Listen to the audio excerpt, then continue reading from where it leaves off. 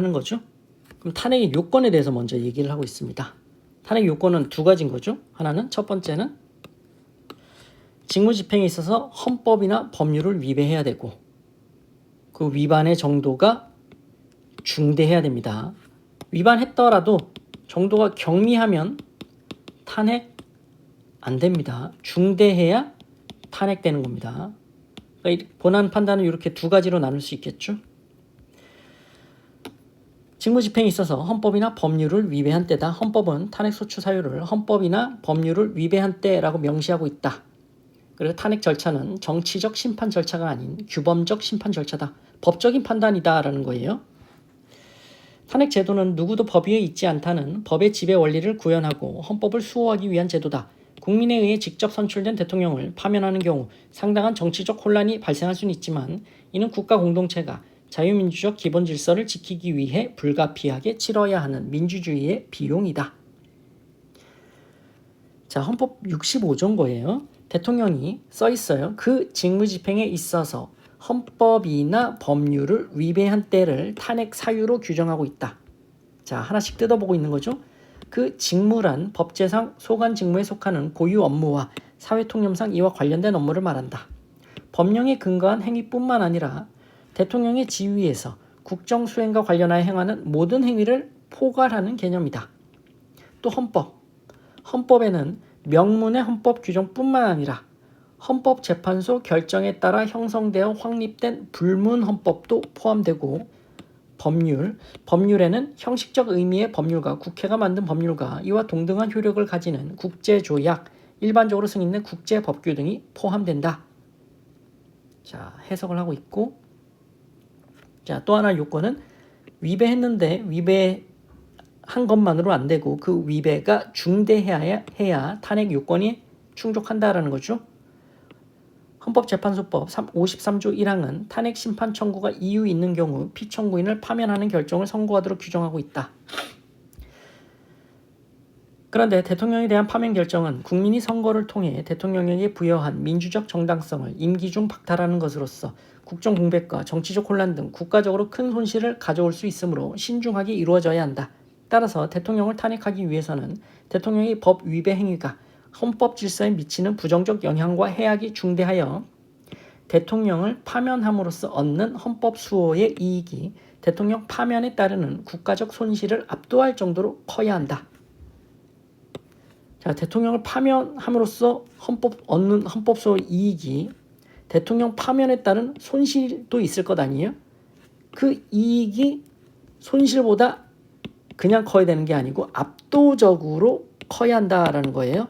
그래야 파면할 수 있다는 거죠. 즉 탄핵 심판 청구가 이유 있는 경우란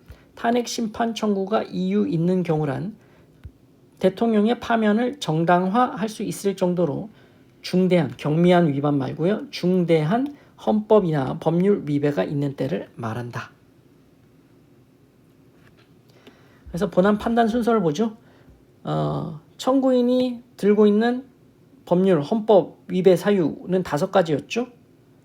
이 사건 계엄 선포, 국회에 대한 군경 투입, 이 사건 포고령 발령, 중앙선관위에 대한 압수수색, 법조인에 대한 위치 확인 시도의 순서로 판단을 해보고, 자, 이 5가지 사유에 대해서 살펴보도록 하겠습니다. 먼저 이 사건 계엄 선포. 이 사건 계엄 선포가 위헌이냐 위법이냐 라는 것에 대한 판단이에요. 먼저 인정된 사실부터 보시죠. 어떤 사실관계를 바탕으로 판단하고 있는지. 윤석열은 12월 3일 20시 55분경 대통령실에서 국무총리 한덕수에게 계엄을 선포하겠다고 말했다. 한덕수는 윤석열에게 다른 국무위원들의 말도 들어보시라고 했고 윤석열은 국무위원들을 모아보라고 했다. 이에 부속실에서 대통령 부속실이겠죠. 이미 대통령실에 있었던 국방부 장관 김용현, 통일부 장관 김영호, 외교부 장관 조태열, 법무부 장관 박성재, 행안부 장관 이상민 외 국무위원들에게 연락을 취했다. 다만 대통령실로 들어오라고 했을 뿐 국무회의를 개최한다고 연락했던 것은 아니고 문체부 장관 유인촌, 환경부 장관 김완섭, 노동부 장관 김문수, 보훈부 장관 강정혜는 연락도 받지 못했어요. 자, 보겠죠. 이제 연락을 받은 국무위원들이 한 명씩 대접견실로 도착해 윤석열이 비상계엄을 선포하고자 한다는 사실을 듣고 서로 의견을 나눴고 그중 일부는 집무실로 들어가 윤석열에게 반대 의사를 밝히기도 했다. 중기부 장관 오영주가 마지막으로 도착한 시간이 22시 17분경이에요. 이때 국무총리, 국무위원 몇 명? 9명이야. 9명. 9명이 모이게 되었다. 그 무렵 윤석열은 집무실에서 대접견실로 나와 계엄 선포의 취지를 간략히 설명한 후 22시 22분경 17분에 도착했는데 22분경에 이 사건 계엄 5분이 지난 거죠. 선포하기 위해 대접견실을 나갔다. 오영주가 마지막으로 도착하고 윤석열이 이 사건 계엄을 선포하러 대접견실에 나가기까지 걸린 시간은 5분 정도에 불과했고 개의 선포, 의안 상정, 제안 설명, 토의, 사내 선포, 회의록 작성이 없었다. 무슨 얘기예요? 국무회의의 형식적 요건을 갖추지 못했다라는 얘기죠. 윤석열은 계엄의 필요성, 시행일시, 계엄 사령관 등 이 사건 계엄의 구체적 내용을 설명하지 않았고 참석한 국무총리, 국무위원들에게 이 사건 계엄 선포에 관해 의견을 진술할 기회도 부여하지 않았고 회의에서 계엄 선포 실체적 요건 구비 여부 등에 관해 실질적인 검토와 논의가 이루어지지 않았다. 국무총리와 국무위원이 선포와 관련된 문서에 서명 날인도 안 했다라는 것을 서명도 안 했다라는 거예요. 부서하지도 않았다. 그리고 윤석열은 12월 3일 22시 23분경 1차 대국민 담화를 시작해 비상계엄을 선포했다라는 거죠. 그리고 선포한 후에 국회에 통과하지 않았죠. 윤석열은 김용 의원을 통해 박안수를 계엄사령관으로 임명했고 그런데 12월 4일 1시 2분경 국회에서 비상계엄 해제 요구 결의안이 가결됐고 같은 날 4시 20분경 해제하겠다는 대국민 담화를 발표하고 29분경에 계엄 해제안이 의결됐죠. 자, 이런 사실관계를 바탕으로 헌재가 이제 판단을 해본다라는 겁니다. 이 사건 비상계엄이 과연 위헌이냐? 먼저 판단할 부분은 비상계엄 선포의 실체적 요건을 위반했는지 여부예요. 자, 그럼 비상계엄 선포가 선포될 수 있는 그 실체적 요건은 뭐냐? 전쟁이나 내란, 경제 공황 등과 같은 비상사태가 발발하여 국가의 존립이나 헌법 질서 유지가 위태롭게 된 때에는 정상적인 상태에서 기능하도록 설계된 국가 권력의 행사 방식으로 대처하기 어렵다. 그러므로 위와 같은 비상사태가 발생한 경우에는 국가를 보존하고 헌법 질서를 유지하기 위하여 비상적 수단을 발동할 수 있는 권한, 즉 국가 긴급권을 인정할 필요가 있다.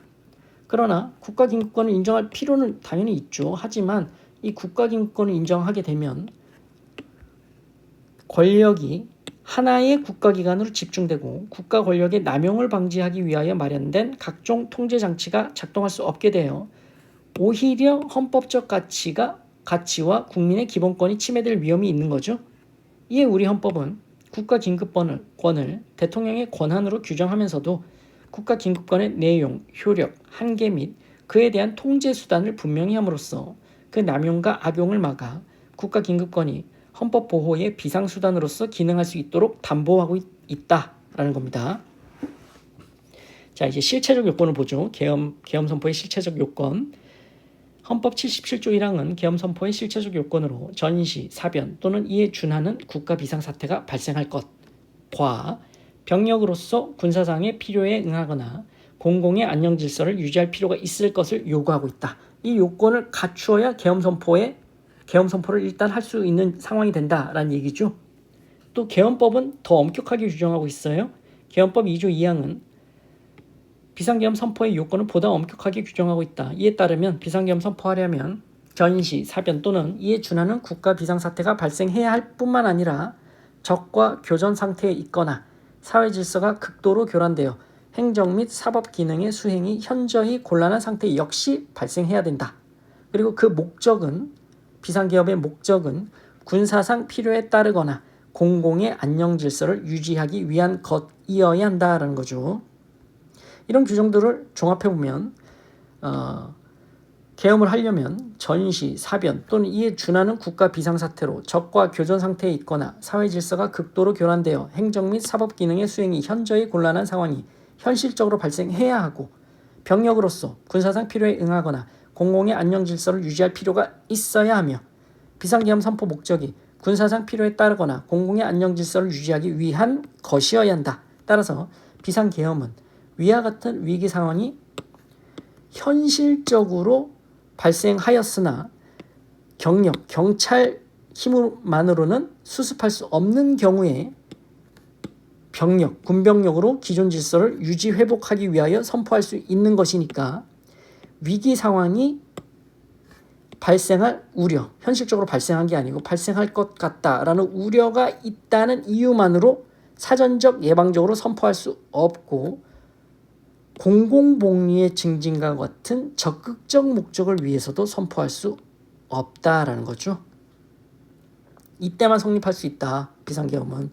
이런 위기상황이 위에서 얘기하는 위기상황이 현실적으로 발생하였는데 그 위기상황을 경력만으로 수습할 수 없는 경우 병력으로서 기존 질서를 유지 회복하기 위하여 선포할 수 있는 것이지 위기상황이 발생할 우려가 있다? 이것만으로 선포할 수도 없고 또 기존 질서를 유지 회복하기 위한 것이 아니고 공공복리의 증진과 같은 적극적 목적으로도 선포할 수 없는 거다.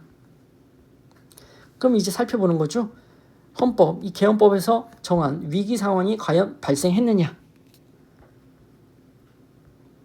발생했는지 여부를 판단하는 그 기준은 뭐냐? 먼저 보는 거죠.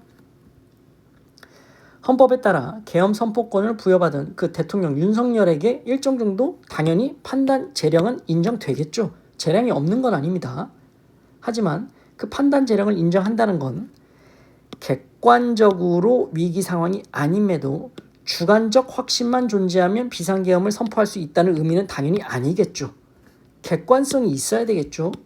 객관적으로 윤석열의 판단을 정당화할 수 있을 정도의 위기 상황이 존재해야만 해요.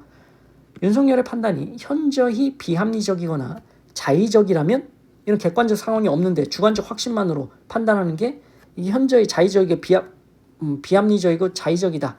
이거는 헌법, 계엄법을 위반한 것으로 보아야 한다는 거죠. 자, 판단 기준은 이렇고 자, 개념을 보죠. 그래서 전시란 뭐냐? 상대국이나 교전단체에 대해 선전포고나 대적행위를 한 때부터 그 상대국이나 교전단체와 휴전협정이 성립된 때까지의 기간을 말한다. 사변이란 국토를 참전하거나 헌법 질서를 문란하게 할 목적으로 봉기한 모든 형태의 무장 반란 집단의 폭동을 의미한다. 그럼 이를 살펴볼 때 전시 사변에 준하는 국가 비상사태란 전쟁에 해당되지는 아니하는 외적의 침입, 국토를 참전하거나 헌법 질서를 문란하게 할 목적 없는 무장, 비무장의 집단 또는 군중에 의한 사회질서 교란, 자연적 재난으로 인한 사회질서 교란 등으로 인해 국가의 존립이나 헌법질서 유지가 위태롭게 되어 평상시 헌법질서에 따른 권력행사 방법으로는 대처할 수 없는 중대한 위기상황을 말한다. 이게 전시사변에 준하는 국가비상사태의 의미라는 거죠. 그런데 보면 이 사건 계엄 선포 당시에 정치 상황과 사회 상황이 전시사변은 아니죠. 여기에 해당하는 전시사변은 아닌 거죠. 전시사변에 해당한다거나 적과 교전 상태에 있었다고 볼 수 없으면 명백하다라는 거고 그러면 명백하니까 필정고인이 이렇게 주장하는 거죠. 계엄선포 당시 상황이 전시사변에 준하는 국가비상사태다라고 얘기를 하는 거예요. 사회질서가 극도로 교란되어 행정, 사법기능의 수행이 현저히 곤란한 상황이었다고 주장하니까 이와 같은 피청구인 판단이 현저히 비합리적이거나 자의적인지 봐야 되겠죠. 자, 판단합니다. 피청구인은 뭐라고 주장하고 있냐? 윤석열이 주장하는 건 야당인 민주당이 다수 의석을 차지하고 있는 국회가 다수 고위공직자를 탄핵하고 탄핵을 시도한다. 사법 업무와 행정 업무를 마비시켰다. 또 위헌적이거나 국익에 반하거나 정치적 편향성 높은 법안을 추진하거나 여야 합의 없이 일방적으로 통과시키고 여당이 추진하는 법안에 반대하고 또 25년이에요. 25년도 주요 예산을 전액 삭감했다. 그래서 국가의 본질적 기능을 훼손하고 마약 천국, 민생 치안 공황 상태로 만들었다. 안보 공백을 초래했다. 대통령 퇴진, 탄핵 집회 열고 안보 외교 분야 등 반국가 행위를 했다라고 하면서 이러한 국회의 전횡으로 국정이 마비되고 행정과 사법의 정상적 수행이 불가능한 상황이 되었다라고 주장한다라는 거죠. 윤석열은 이러한 국회의 행위로 헌법 77조 1항 개헌법이 정한 위기 상황이 발생했다라고 주장하니까 살펴본다. 먼저 나눠서 살펴보는 거죠. 더불어민주당의 탄핵소추 추진 및 국회 탄핵소추 이걸로 마비된 거냐? 윤석열은 탄핵 시도하거나 탄핵소추안을 발의하면서 사법 업무, 행정 업무를 마비시켰다고 주장하는데 탄핵 심판은 고위공직자가 권한을 남용하여 헌법이나 법률을 위반하는 경우 그 권한을 박탈함으로써 헌법 질서를 지키는 헌법재판이다. 이거는 정치적 심판 절차가 아니라 규범적 심판 절차, 법적인 판단 절차라는 거죠. 그래서 탄핵소추 의결 받으면 권한 행사가 자동으로 정지되니까 어려움이 발생하게 된다. 이런 얘기도 있고 그래서 손해도 발생할 수 있다라는 거죠. 그런 권한 행사 정지로 업무 공백이 있으니까 국가 국민에게 손해도 발생시킬 수도 있다. 그럼에도 불구하고 우리 헌법이 탄핵소추가 되면 피소추자의 권한 행사가 정지되도록 규정하고 있는 건 그만큼 피소추자의 법 위반 행위가 중대할 경우를 상정하고 있기 때문이다.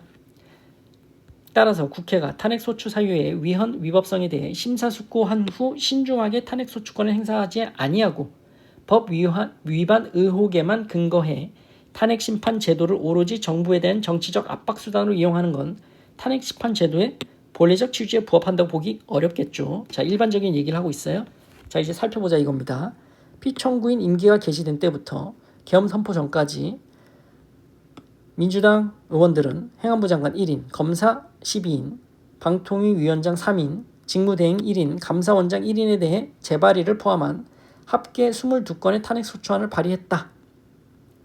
이게 정부에 대한 정치적 압박 수단으로 이용했다라는 우려가 있다. 우려를 낳았다.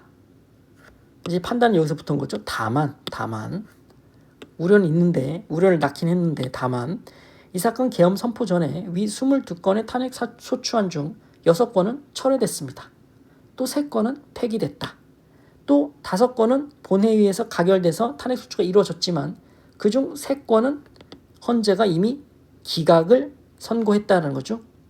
이처럼 탄핵 소추안이 이미 철회, 폐기되었거나 헌재의 기각 결정이 선고된 경우 당초의 탄핵소추안 발의 또는 탄핵소추 의결이 이 사건 계엄 선포 당시에 국가 존립이나 헌법질서, 사회질서, 행정, 사법기능 수행에 미칠 수 있는 영향은 제한적이다. 이미 많이 날아갔으니까 이 사건 계엄 선포 당시에 이미 22건 중에 많이 날아갔으니까 이게 행정, 사법기능 수행에 미칠 수 있는 영향 제한적일 수밖에 없다. 또한 민주당 소속 국회의원들이 탄핵소추를 추진하거나 발의하더라도 실제로 탄핵소추가 이루어지는지는 의결해야 되죠. 국회의 심의 의결 결과에 따라 결정되니까 단순히 소추를 추진하고 있다거나 소추안을 발의했다. 그래서 국회에서 심사 중이라는 이유로 중대한 위기 상황이 현실적으로 발생했다고는 보기 어렵다. 나아가 탄핵소추가 의결돼 피소추자의 권한 행사가 정지됨으로써 권한대행자 등이 피소추자의 권한을 탄핵소추 전과 동등한 수준으로 행사할 것을 현실적으로 기대하기 어려웠다고 하더라도 그것만으로 곧바로 행정, 사법기능 수행이 현저히 곤란하게 되었다고 인정하기 어렵다. 특히 이 사건 계엄 선포 당시에는 검사 1인, 방통위원장에 대한 탄핵 심파 절차만 진행 중이었다. 검사 1인, 방통위원장 권한 행사가 정지된 상황을 두고 국가의 행정, 사법기능 수행이 현저히 곤란한 상황이 발생했다고 평가할 수 없다. 헌재는 국회의 탄핵 심판 청구가 부적법하거나 탄핵 사유가 인정되지 않는 경우에는 그 청구를 각하하거나 기각할 수 있죠. 그래서 국회의 탄핵소추 의결이 평상시 헌법 질서에 따른 권력 행사 방법으로 대처할 수 없는 국가 비상사태를 발생시킨다고 볼 수도 없다라는 거죠. 헌재가 최종 결정하는 거다. 탄핵소추 의결이라고 하더라도 이것만으로 국가 비상사태 발생된다고 볼 수는 없다라는 거죠.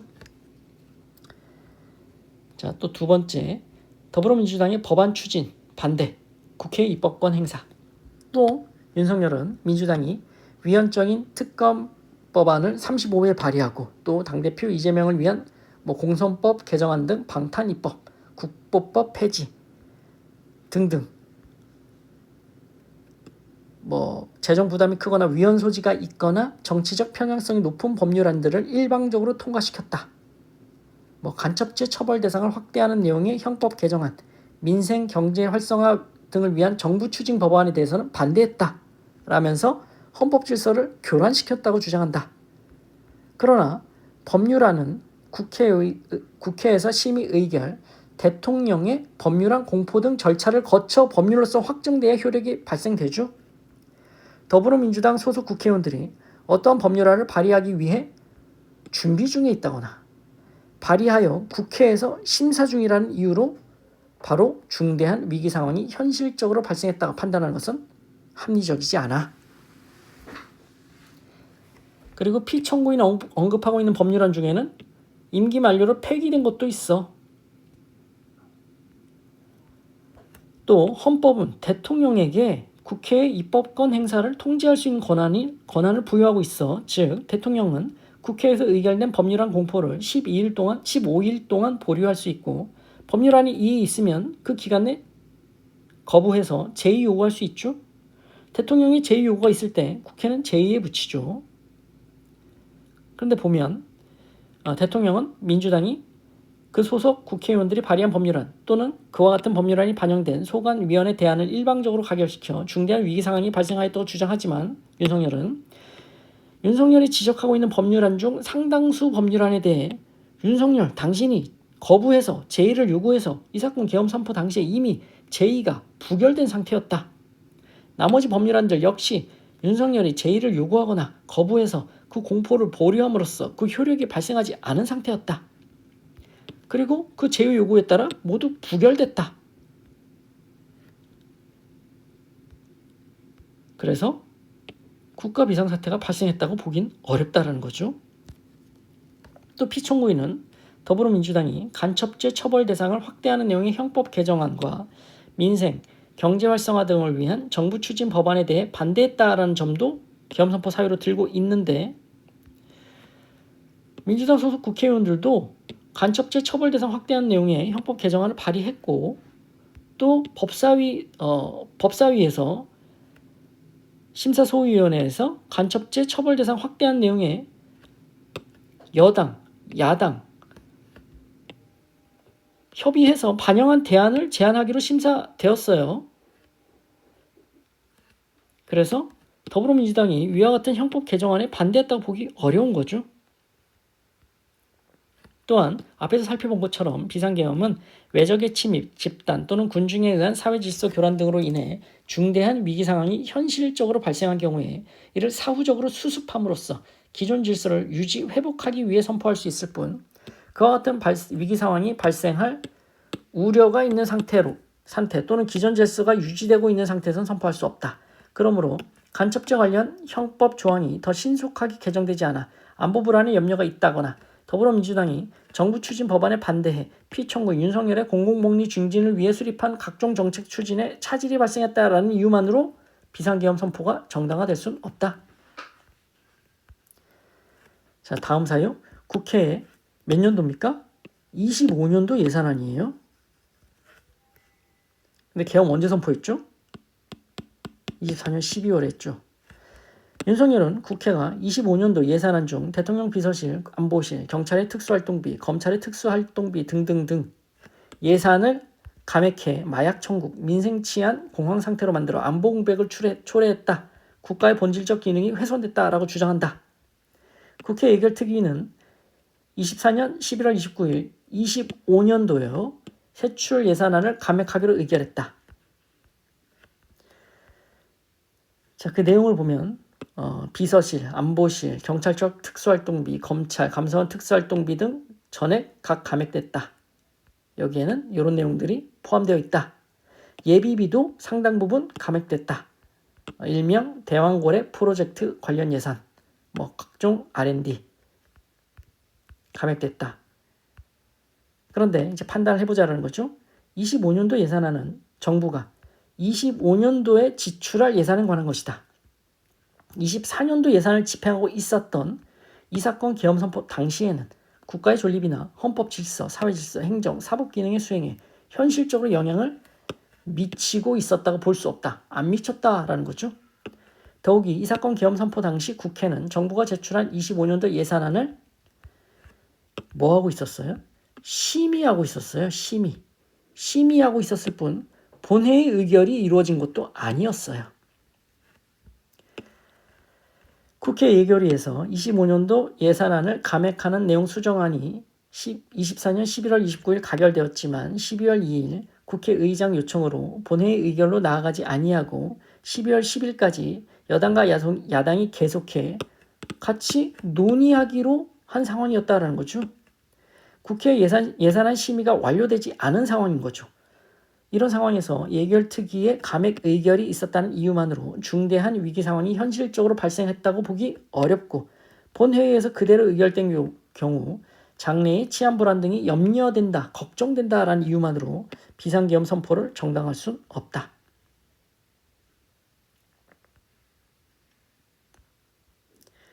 자, 계속 같은 얘기를 하는 거죠. 예산을 전액 삭감해 국가의 본질적 기능이 훼손됐다라는 윤석열의 주장도 합리성을 인정하기 어렵다. 계속 감액됐다라고 얘기를 하고 있는 건데 앞에서 살펴본 것처럼 중대한 위기 상황이 현실적으로 발생해 기존 질서를 유지 회복할 필요가 있는 경우가 아니라 지금 어때요? 기존 질서가 그대로 유지되고 있는 상황인 거죠. 이런 상태에 불과한 경우에는 비상계엄을 선포할 수 없는 것이므로 윤석열이 추진하고자 한 위와 같은 사업 수행에 돈 깎았으니까 차질이 예상된다? 이러한 이유만으로 비상계엄 선포를 정당할 수는 없는 거죠. 그래서 또 여러 가지 얘기를 해요. 이런 예산에 대해서 얘기를 하고 있는데 이 예산에 대해서는 감액이 필요하다라는 여야 합의가 있었어요. 여야 합의가 있었다라는 거죠. 그러니까 야당이 일방적으로 감행했다. 이런 얘기는 맞지 않는 거죠. 여야 합의가 있었다고 밝혀진 겁니다. 따라서 피청구인의 이런 예산 관련 일부 주장은 타당하지도 않다. 그 밖에 더불어민주당의 활동, 윤석열은 그 외에도 민주당이 200회에 달하는 대통령 퇴진, 탄핵 집회를 열어왔고 4대 개혁에 반대했다. 유엔 대북 제재를 풀어야 한다고 주장하거나 한미일 동해 합동훈련을 전쟁 유발 행위이자 극단적 친일 행위로 매도하는 등 안보에 위협을 가했다. 가짜뉴스를 수없이 생산하고 살포했다. 국가사회를 혼란에 빠뜨렸다는 거죠. 이재명의 형사사건과 관련해 법원과 검찰청 인근에서의 시위를 권장하거나 헌재의 구성을 방해하는 등 사법관이 정상적으로 작동할 수 없게 했다. 또한 윤석열은 민주당의 목적이나 활동이 민주적 기본 질서에 위배되니까 헌법 제8조 사항에 따라 정당 해산되어야 한다라고 주장한다. 라는 건데 여기에 대해서 헌재가 뭐라고 얘기하고 있느냐. 오늘날 민주주의 체제는 기본적으로 대의제를 채택하고 있다. 다양한 정치적 이념과 가치관을 추구하는 여러 정당들이 사회의 공적인 갈등과 정치적 문제를 둘러싸고 각자의 대안과 해법을 제시하는 과정에서 다수 국민의 지지를 얻는 정당으로 하여금 주어진 시한 속에서 국정의 주도권을 행사하도록 보장하는 절차로 운영된다. 논리와 정당성의 우위를 통해 지지를 확보하려는 정당들의 경쟁 속에서 사회의 민주적 발전을 이룩하고자 하는 복수 정당 체제가 그 기본 바탕이 된다. 따라서 대통령 및 여당과 다른 정치적 이념과 가치관을 추구하는 야당이 정부를 비판하고 견제하는 역할을 하는 건 민주주의 체제에서 반드시 보장되어야 할 정당의 활동이다. 더불어민주당이 피청구인 윤석열과 다른 정치적 견해를 표시하거나 윤석열의 정책을 비판하고 윤석열의 권한 행사를 견제하거나 윤석열의 퇴진을 요구하는 건 헌법상 보장되고 있는 대의 민주주의와 복수 정당 체제를 고려할 때 비상계엄을 정당화할 수 있는 이유가 될 수 없다. 이유 안 돼. 라고 얘기를 하고 있는 거죠. 그리고 윤석열은 그 주장과 같이 민주당이 허위사실을 공표하는 등 행위를 하였다 하더라도 그 행위가 초래할 수 있는 사회 정치적 혼란은 현행법이 마련하고 있는 국민의 자유롭고 공정한 토론을 보장하기 위한 다양한 제도적 장치를 통해 충분히 대처할 수 있는 것이고 현행 제도로 충분히 대처할 수 있다는 거죠. 그와 같은 행위가 평상시 헌법 질서에 따른 권력 행사 방법으로 대처할 수 없는 국가 비상사태를 발생시킨다고 볼 수 없다. 윤석열은 민주당 대표 이재명이 자신의 형사사건에서 재판 지연 전략을 쓰거나 법원과 검찰청 인근에서 시위를 권장하고 헌법재판소 구성을 방해했다 라면서 사법관이 정상적으로 작동할 수 없게 했다라고도 주장하지만 그것을 사실로 인정한 게 아니에요. 그것이 사실이라고도 하더라도 만약 그게 사실이라고 하더라도 그로 인해 전시사변에 준하는 국가 비상사태로 사회질서가 극도로 교란돼 사법기능의 수행이 현저히 곤란한 상황이 발생했다고 볼 수도 없다. 그게 사실이라고 하더라도. 나아가 윤석열의 주장처럼 민주당 목적이나 활동이 민주적 기본질서에 위배된다 하더라도 그와 같은 사유는 비상계엄 선포를 정당할 수 없다는 거예요. 정당의 목적이나 활동이 민주적 기본질서에 위배된다 하더라도 이게 비상계엄 선포를 정당할 수는 없다. 이건 어떻게 해야 된다? 헌법 8조에서 얘기하고 있지 않냐. 헌법 8조에서 어떤 제도가 있다? 정당해산 심판제도가 있다. 비상계엄을 할 게 아니라 8조 사항에 따라 정당해산 심판제도를 해결해야 된다라는 얘기를 하는 거죠.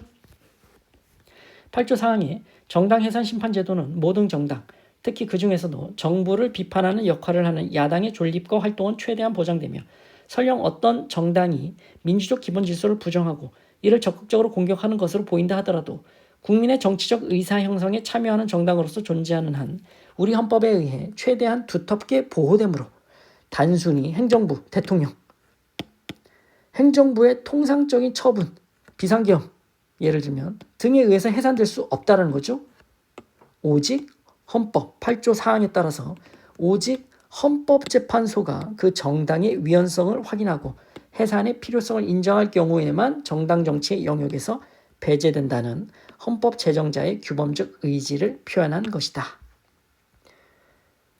비상계엄으로 안 돼. 민주당이 설령 민주적 기본질서의 그 목적 활동이 위배된다 하더라도 비상계엄으로 그런 행정부, 대통령의 처분으로 해산되는 게 아니고 오직 헌법재판소가 정당 해산 심판으로만 해산할 수 있다라는 거죠.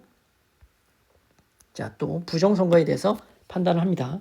피청구인은 부정선거 의혹을 해소하기 위해 이 사건 계엄을 선포했다라고도 주장하나 단순히 주장 자체가 벌써 의혹을 해소하기 위해서예요. 단순히 어떠한 의혹이 있다는 것만으론 전시사변에 준하는 국가 비상사태로 사회질서가 극도로 교란돼 행정, 사법기능의 수행이 현저히 곤란한 상황이 발생했다고 볼 수 없겠죠. 윤석열은 선관위가 헌법기관이고 사법부 관계자들이 위원으로 있어서 영장에 의한 압수수색이나 강제수사가 사실상 불가능해 달리 부정선거 의혹을 해소할 방법이 없었다라는 취지로 주장하지만 사실이 아니죠. 선관위는 여태 선고 소송에서 법원의 현장 검증에 응해왔습니다. 또 수사기관의 압수수색에도 응해왔습니다. 영장 들고 가면 다 압수수색에 응했다라는 거죠. 또 부정선거 의혹은 어떻게 풀어야 된다? 선고소청이나 선고소송을 통해 해소할 수 있고 또 공선법은 그 부정선거하면 형사재판 통해서 실체질실 밝힐 수 있습니다. 형사재판으로 처벌할 수 있다는 거죠. 피청구는 또 뭐라고 주장해요? 윤석열은 선관위가 국정원의 보안 점검을 받으면서 시스템 장비의 5% 정도만 점검에 응했고 나머지는 불응했다라고 주장하고 있지만 실제로 살펴보니까 그게 아니다라는 거죠. 23년 7월부터 이때까지 국정원의 보안 점검을 받으면서 점검 대상으로 요청된 장비 5%가 아니고 전부 제공했습니다. 전부 제공했고 또 윤석열이 주장하고 있는 의혹 중에 접힌 흔적 없는 투표지, 접착제 묻어있는 투표지, 인형이 뭉개진 투표지 등 의혹이 제기되어 근데 이 부분에 대해서는 이미 검증 감정을 거쳐서 법원 확정 판결 났습니다. 부정선거 없었다고. 그 의혹이 해소된 것들도 다수 포함되어 있다라는 거죠. 법원 확정 판결 이런 거죠. 다 판결 났습니다. 부정선거 아니라고 의혹이 이미 해소됐다라는 거죠. 이런 것까지 지금 주장하고 있는데 그거는 이미 판단 다 났다. 부정선거 아니라고 의혹 해소된 거다라고 얘기를 하고 있는 거고 헌재가. 또 뭐라고 얘기하고 있냐면 윤석열은 24년 4월 총선을 앞두고 문제 있는 부분에 대한 개선을 요구했지만 제대로 개선되어 있는지 알 수 없다.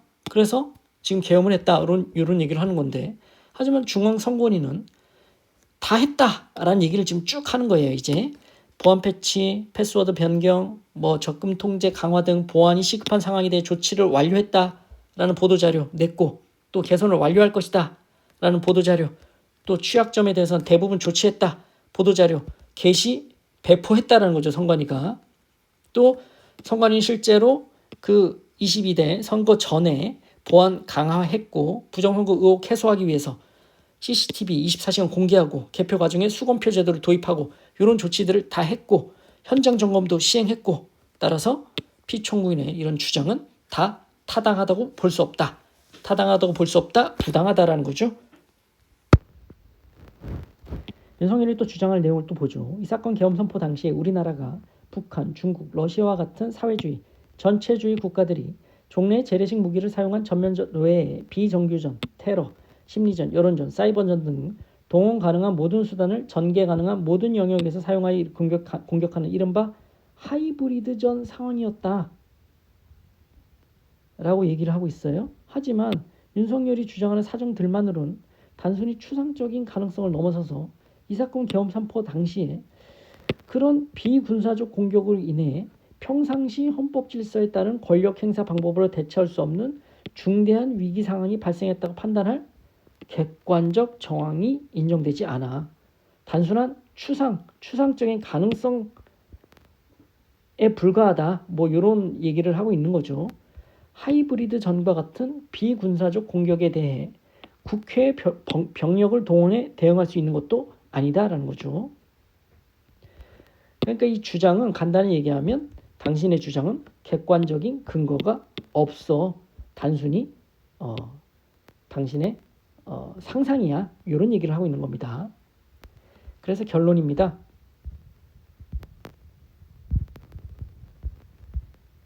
그래서 소개를 보면 이런 사정들은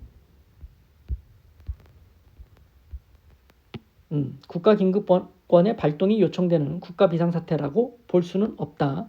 헌법은 국회의원, 국회에 각종 권한을 부여하고 정당의 자유를 인정하면서도 그 권한의 남용과 자유의 한계를 벗어난 행위를 통제할 수 있는 장치를 스스로 마련하고 있으므로 윤석열은 헌법이 대통령에게 부여한 평상시의 권력행사 방법으로 대처했어야 된다. 계엄을 할 게 아니고 평상시 법 제도 틀 안에서 대처했어야 된다. 그 밖에 피청구인이 주장하는 부정선거, 하이브리드전 상황 등을 고려하더라도 전시사변에 준하는 국가비상사태로 사회질서가 극도로 교란되어 행정사법기능의 수행이 현저히 곤란한 상황이 발생했다라는 그 판단을 객관적으로 정당화하실 정도의 위기 상황이 이 사건 계엄 선포 당시 존재했느냐? 아니다. 존재했다고 볼 수 없다. 위와 같은 피청구인의 주장은 현저히 비합리적이거나 자의적이다. 근거 아무것도 없다. 이런 얘기를 하고 있어요. 자, 또 병력 동원의 필요성 인정 여부를 보시죠. 비상계엄은 병력으로서 군사상 필요에 응하거나 공공의 안정 질서를 유지할 필요가 있는 경우에만 선포할 수 있죠. 헌법의 내용이고. 따라서 병력의 동원이 위기 상황을 수습하는 데 적합하지 않거나 경찰 힘만으로 위기 상황이 수습될 수 있다면 비상계엄 선포할 수 없는 거죠. 그러니까 병력 동원의 필요성이 있느냐 보자라는 거예요. 윤석열이 주장하는 국회 권한 행사로 인한 국익저해 및 국정마비 상태는 정치적 제도적 수단을 통해 해결해야 할 문제야. 야, 법적으로 제도 안에 있는 당신의 권한을 행사해.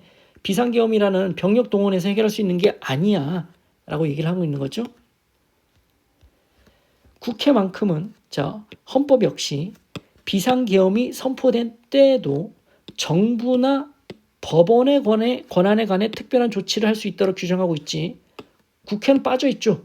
국회만큼은 계속하여 그 권한을 행사함을 전제로 국회에 계엄 해제 요구권을 부여하고 있다는 거죠. 비상계엄이 선포되더라도 정부나 법원만 건드릴 수 있지 국회는 놔둬라. 왜? 국회는 계엄 해제 요구권이 있지 않느냐라는 얘기입니다. 또 부정선거 의혹은 선거소송 통해서 해소할 수 있는 거다. 부정선거 의혹 해소하려고 병력을 동원할 필요가 있다? 없다라는 거죠. 또 윤석열이 뭐라고 주장했어요? 이 사건 계엄이 야당의 전횡과 국정위기 상황 국민에게 알리고 호소하기 위한 이 계엄이 실제로 하려던 게 아니다. 경고성 계엄이다. 호소용 계엄이다 라고 주장하고 있다는 거죠. 하지만 병력 투입은 여타 수단 등을 모두 고려한 최후 수단으로 사용되어야 한다라는 점에서 윤석열은 먼저 대국민 담화 등을 통해 이로써도 부족하다면 헌법 개정안 발의 아니면 국민투표 부의권 행사를 통해 국민의 관심을 모으고 이러한 위기 상황을 알려 경고와 호소를 할 수도 있었는데 계엄을 통해서 한다? 아니다라는 거죠. 이 사건 계엄 선포 당시 병력으로서 군사상 필요에 응하거나 공공의 안녕 질서를 유지할 필요가 있었다고 볼 수 없다라는 거죠. 이 점에 있어서도 이 사건 계엄 선포는 비상계엄 선포의 실체적 요건을 갖추지 못했다. 자, 그러면 이 사건 계엄이 그 계엄법에서 정한 그 목적에는 부합하느냐라는 걸 살펴보자라는 거예요. 계엄법에 뭐라고 규정되어 있습니까? 그 계엄 선포 목적은 군사상 필요에 따르거나 공공의 안녕 질서를 유지하기 위한 것이어야만 합니다. 즉 비상계엄은 중대한 위기 상황이 현실적으로 발생했을 때 위기 상황에서 비롯된 군사상 필요에 따르거나 위기 상황으로 인하여 훼손된 공공의 안녕 질서를 회복하기 위한 목적으로만 선포될 수 있다는 거예요. 근데 윤석열은 뭐라고 주장하고 있어요? 경고성 계엄, 호소용 계엄이라고 주장하는 거죠. 주장 자체로 벌써 틀린 거죠. 이런 주장 자체만으로도 윤석열이 이 사건 계엄을 중대한 위기 상황에서 비롯된 군사상 필요에 따르거나 위기 상황으로 인해 훼손된 공공의 안녕 질서를 유지하기 위해 선포한 것이 아님을 주장만으로도 이미 알 수 있다는 거죠. 벌써 이 목적에 맞지 않는 거예요. 피청구인은 이 사건 계엄을 선포하는 것에 그치지 또 뒤에서 보겠지만 윤석열은 이 사건 계엄을 경고성, 호소형 여기에 그치지 않았다는 거예요. 실제로 하려고 했었다는 거죠. 피청구인은 이 사건 계엄을 선포하는 것에 그치지도 않았어. 헌법의 근본 원리를 위반하고 국민의 기본권을 광범위하게 침해하는 이 사건 포고령을 발령했다. 국회에 경력을 투입시켜 국회 출입을 통제했고 병력을 투입시켜 본회의장에서 국회의원 등을 끌어내라고 지시했고 정당 활동을 제약할 의도로 주요 정치인에 대한 필요시 체포할 목적의 위치 확인 지시에 관여했고 병력을 동원해 부정선거 의혹을 해소하기 위한 목적으로 선관위를 압수수색할 것을 지시했고 체포 목적으로 행해진 법조인에 대한 위치 확인 지시에도 관여했다. 이런 점들을 고려하면 윤석열은 단순히 국민에게 호소하기 위한 목적으로 이 사건 계엄을 선포한 것으로 볼 수도 없어. 경고성 계엄, 호소형 계엄이란 것을 존재할 수 없어.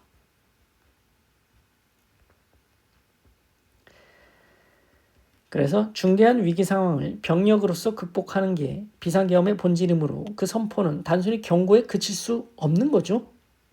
따라서 이 사건 계엄이 경고성 계엄이다, 호소형 계엄이다 라는 윤석열의 주장은 받아들일 수 없다.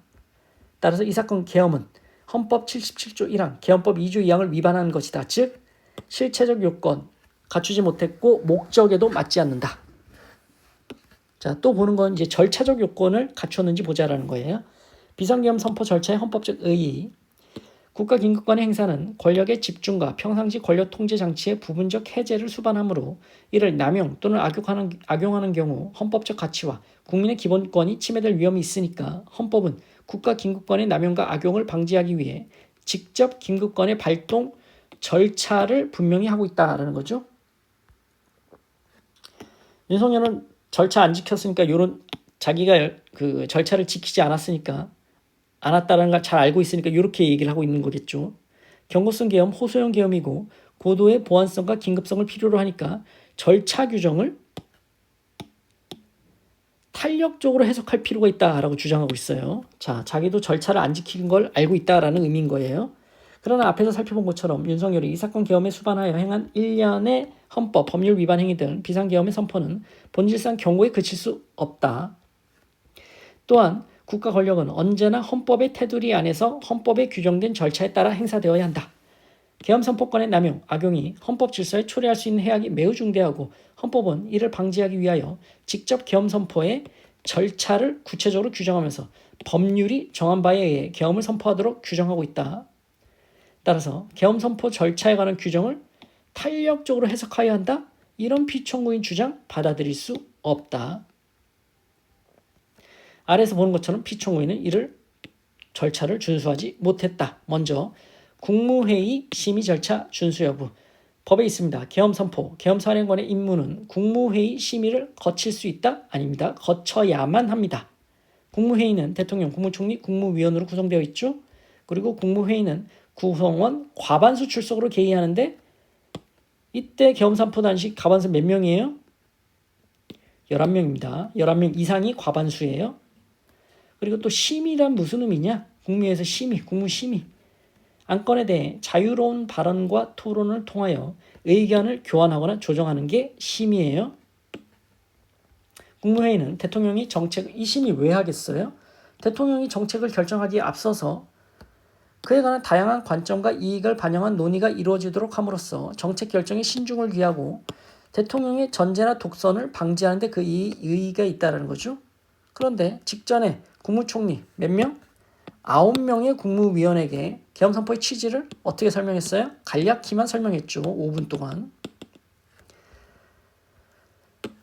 문체부 장관 유인촌, 환경부 장관, 노동부 장관, 보훈부 장관에는 연락도 안 했습니다. 또 연락받은 국무위원들도 국무회의 개최한다는 연락이 아니고 그냥 대통령실로 들어오라 이렇게만 연락받았다는 거죠. 따라서 적법한 국무회의 소집 통지가 있었다고 인정하기 어렵다. 적법한 국무회의 소집 통지 없었다.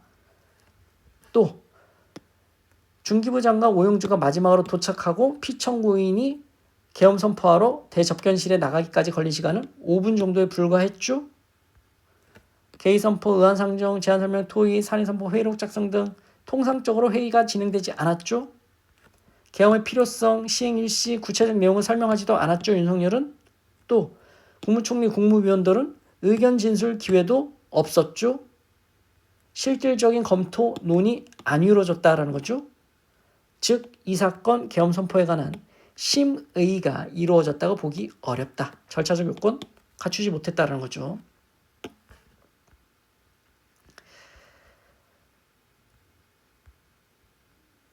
자, 그래서 쭉 이런 얘기들을 하고 있고, 국무회의의 의사 정족수가 충족되지 못한 상황에서 일부 국무회의 구성원들이 의견을 나눈 것을 두고 정족수도 충족하지 못했어요. 국무회의의 심의로 평가할 수 없다는 거죠.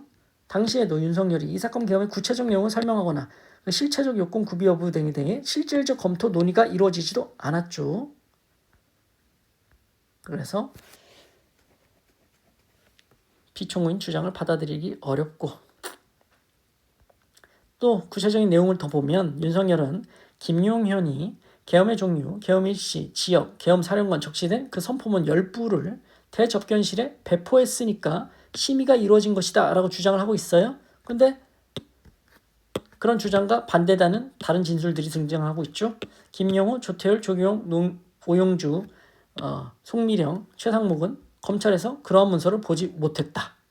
또 계엄사령관이 누구인지도 몰랐다라고 진술하고, 한덕수 역시 계엄사령관이 누구인지 몰랐고 심의는 없었다라고 증언했고, 이상민은 그 선포문이 11명이 구성원이 11명이 모인 대접견실이 아닌 집무실 내 책상에 놓여 있는 것을 보았다라고 증언했고, 계엄사령관에 대한 이야기도 없었고, 또 박성재는 자기 자리 앞에 놓인 선포문 한 장을 봤지만 모든 참석자 앞에 놓인 건 아니었고 내용에 관해서 논의가 이루어진 것도 아니었다. 국정원장은 비상계엄 선포문 보지 못했다라고 증언하고 있다는 거죠. 그러니까 피청구인 그런 주장 받아들일 수 없다. 피청구인은 국무회의 심의를 거치지 아니했다는 거죠. 아니하고 이 사건 계엄을 선포하고 계엄사령관 임명했으니 헌법, 계엄법 다 위반했다. 또 선포 자체, 선포 절차의 준수 여부를 살펴보자 이겁니다. 선포는 문서의 형식으로 해야 돼요. 또 문서에는 그 요건이 국무총리와 관계국무위원회 이름이 있어야 됩니다. 부서가 있어야 됩니다. 왜 이런 걸 필요로 하겠어요? 대통령을 통제하기 위한 절차인 거죠. 기관 내부적 권력 통제 절차이다. 그러나 살펴보니까 국무총리, 관계국무위원이 부서한 사실 인정되지 않는다. 오히려 최상목, 조태열, 오영주 검찰에서 진술에 의하면 대접견실 나가려고 하는데 어떤 직원이 문서에 참석자 서명을 하여야 한다고 했으나 서명을 거부했다라는 사정이 엿보일 뿐이다. 윤석열은 이 사건 계엄을 선포했다. 문서에 부소도 없이 선포했으니 헌법 82조를 위반한 것이다. 그런데 뭐라고 얘기해요? 윤석열은 극도의 보안이 요구되는 비상 상황에서 사후적으로 문서를 작성하고 결제하는 방식을 취할 수밖에 없으니까 부소가 이루어질 수 없었다라고 주장을 하지만 윤석열은 이 사건 계엄 선포 전에 대통령실 대접견실에 구성원이 모여 있을 때 선포문 10장을 복사해서 전달했잖아요. 그러니까 보안상 이유로 헌법 82조를 준수하지 못했다? 이 피청구인의 주장은 수긍하기 어렵다라는 거죠.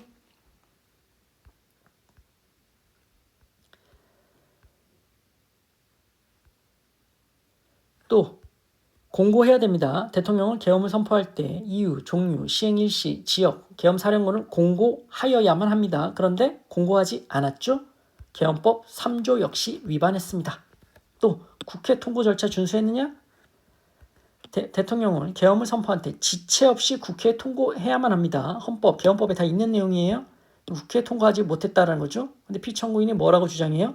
시간적인 여유가 없었다. 그리고 방송했잖아. 대국민 담화를 방송을 통해 생중계됐으니까 국회의원들도 실시간 인지했을 거야. 따라서 국회 통고 의무 위반했다고 볼 수 없다라고 주장하지만 헌법이 대통령에게 국회 통고 의무를 부여한 취지는 국회가 헌법에 따라 부여받은 계엄 해제 요구권을 적시에 행사할 수 있도록 보장하기 위한 것이니까 생중계 이거 관계없이 국회에 공식적 통고를 해야만 해.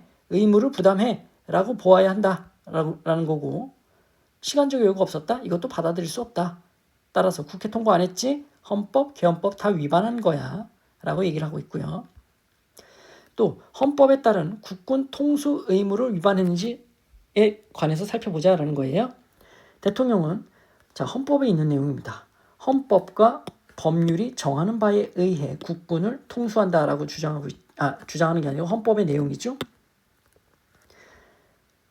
대통령이 국군 통수권을 남용하거나 자의적으로 행사할 경우에 돌이킬 수 없는 피해를 야기하기 때문에 헌법 74조는 대통령이 헌법과 국군 조직법 등 법률이 정하는 바에 의해 마음대로 하는 게 아니고 헌법과 법률이 정하는 바에 의해 국군을 통수한다. 요 한계 내에서 국군 통수권을 행사하도록 규정하고 있다는 거죠. 대통령이 국군 통수권과 관련하여 헌법이 정하고 있는 한계 중 하나는 국군의 정치적 중립성입니다. 헌법 5조 2항. 우리나라는 과거 군사정변을 통해 군이 직접 정권을 수립하거나 정치권에서 군을 동원하여 정치에 영향을 미친 역사적 경험을 갖고 있다. 군인과 군무원은 공무원이고 국가공무원법에 있죠. 헌법 7조 2항은 공무원의 정치적 중립성을 보장하고 있음에도 현행 헌법에서 국군의 정치적 중립성에 관한 규정을 도입하여 이를 다시 한번 명시적으로 강조한 것. 우리의 헌정사에서 다시는 군의 정치 개입을 되풀이하지 않겠다는 의지를 표현한 것이다. 따라서 국군이 정치에 개입하거나 특정 정당을 지원하는 등 정치적 활동을 하는 것은 물론 정치권이 국군의 영향력을 행사하려고 시도하거나 국군을 정치적으로 이용하는 것은 헌법 5조 2항에 위반된다. 결국 대통령이 정치적 목적으로 국군 통수권을 행사하여 국군을 이용하는 것은 헌법 74조 1항이 정한 헌법에 따른 국군 통수 의무를 위반하는 것이다. 또 계엄은 뭡니까? 군병력으로서 위기 상황을 대처하기 위해 선포하는 거죠. 필연적으로 대통령이 국군 통수권 행사를 수반합니다. 결국 대통령은 군인에 대한 지휘 감독권 행사를 통해 계엄 업무를 시행하는 것이죠. 그런데 앞에서 살펴본 것처럼 윤석열은 자신 의견에 반대하는 야당이 다수 의석을 차지하고 있는 국회와의 대립 상황을 타개할 의도로 군병력을 동원하기 위해 이 사건 계엄을 선포했다는 거죠. 즉 피청구인은 헌법 5조 2항, 74조 1항 국군 통수 의무를 위반했다라는 겁니다. 법치국가원리 헌법 66조 2항 69조에 따라 헌법 준수 의무를 부담하는 대통령은 국민 모두에 대한 법치와 준법의 상징적 존재입니다. 대통령은 헌법을 수호하고 실현하기 위한 모든 노력을 기울여야 할 뿐만 아니라 법을 준수하여 현행법에 반하는 행위를 해서는 안 되며 나아가 입법자의 객관적 의사를 실현하기 위한 모든 행위를 해야 합니다. 헌법은 비상계엄의 선포에 남용, 악용 방지하기 위해서 실체적 절차적 요건을 정하고 있죠. 국가긴급권 행사 한계 분명히 있다라는 거죠. 따라서 헌법 준수 의무를 부담하고 있는 대통령으로서는 헌법과 법률이 정한 비상계엄 선포의 요건과 한계를 준수하여 신중하게 그 권한을 행사해야 합니다.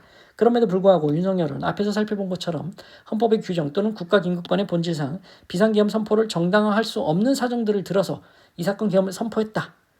피청구인은 헌법, 계엄법이 정한 위기 상황이 현실적으로 발생했다고 볼 근거가 없음에도 현저히 비합리적이거나 자의적인 판단으로 이 사건 계엄을 선포했다. 실체적 요건이 없는데 선포했다라는 거죠. 게다가 이제 절차적 요건이에요. 피청구인이 국무회의 심의 등 헌법, 계엄법이 정한 비상계엄 선포의 절차를 지켰더라면 당신의 판단이 그릇됐다는 점을 인식하고 이 사건 계엄 선포에 나아가지 않았을 수도 있었을 건데 피청구인은 그거 다 무시했죠. 절차 무시했죠. 그래서 비상계엄 선포 절차 역시 모두 위반했다. 또 국회와의 대립 상황을 타개할 의도로 이 사건 계엄을 선포하고 병력을 동원했죠. 헌법도 통수 의무, 국군 통수 의무 위반했다라는 겁니다. 따라서 자, 첫 번째 쟁점이 뭐였죠? 이 사건 계엄이 위헌 위법이냐? 위헌 위법이다라고 판단을 한 겁니다. 자, 다음 두 번째 쟁점은 국회에 대한 군경 투입에 관한 판단입니다.